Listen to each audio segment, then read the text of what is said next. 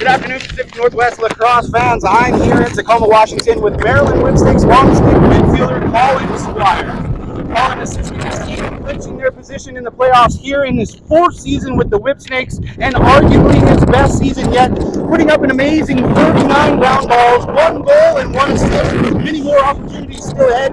Colin, of 4 years in the PLL, 19 was his season's highest in 2021 and in 2022.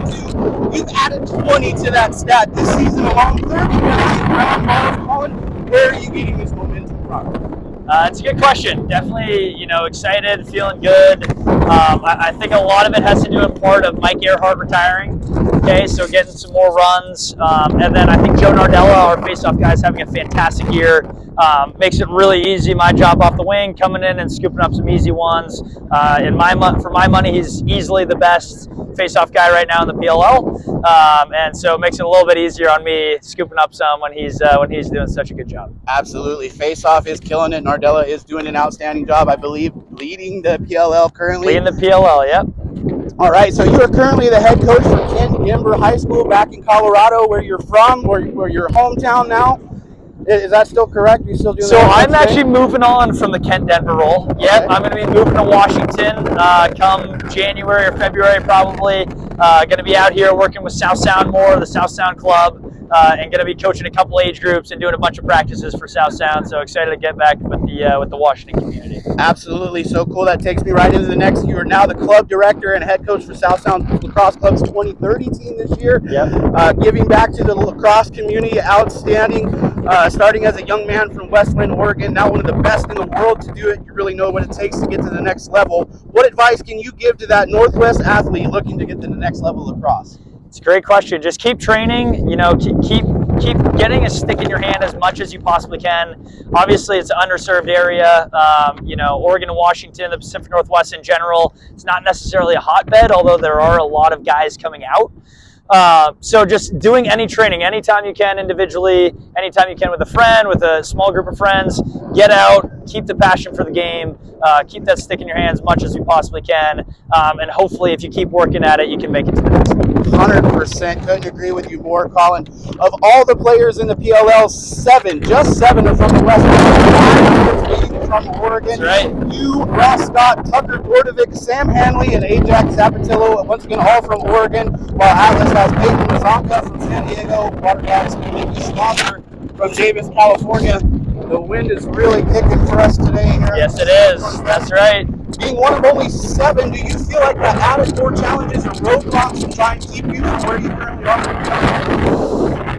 Not for the PLL, no. For the PLL, I think they just try and take whatever best talent they have available. For college, it's certainly harder to get looks, out of high school and get that recruitment process rolling. A lot of the East Coast schools, like a Culver, or like some of those high-level guys, Boys Latin, you can essentially just play at your high school, get scenes, because so many coaches know about the East Coast lacrosse. Here it's a little bit tougher. You have to supplement the club. You have to do more travel tournaments. You have to go to the East Coast to get looked at more. So definitely harder coming out of high school, getting recruited to go into college. But from the PLL, no, everybody's been great.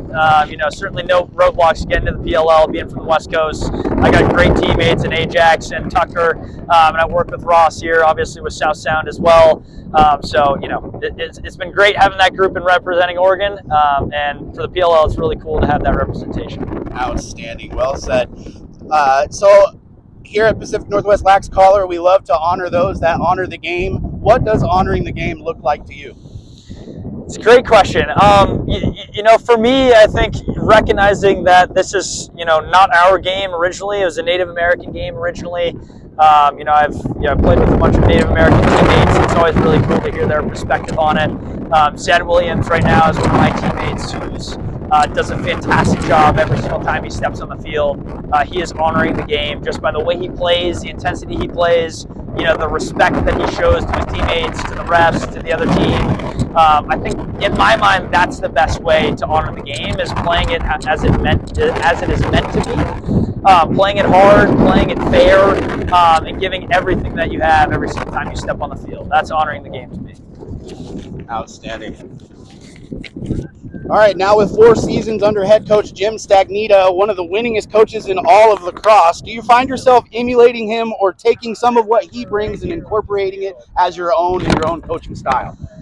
It's a good question. I like to take as many. I like to pick and choose as many styles of coaches that I can. I've had some great coaches over the years: Bill Tierney, John Orson, Jim Stagnita, Coach PT, my defensive coordinator for the Whipsnakes. I kind of like to pick and choose styles, pick and choose, pickpocket some drills when I can, and steal as many drills as I can from those guys. But yeah, Coach Staggs is a great coach. He's a great leader, great organizer.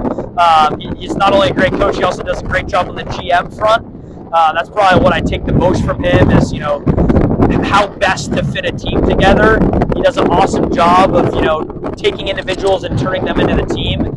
He always says, it's not the best individuals that win, it's the best team that wins. And that's certainly true at the PLL level, and that's definitely true all the way down. So, great coaching, Coach Staggs, but yeah, I try and steal from everybody as much as I can.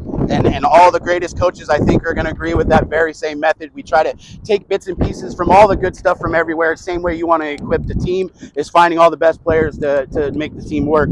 All right, lastly, Colin, obviously you're on to battle Denver next in the quarterfinals up on September 2nd in Boston.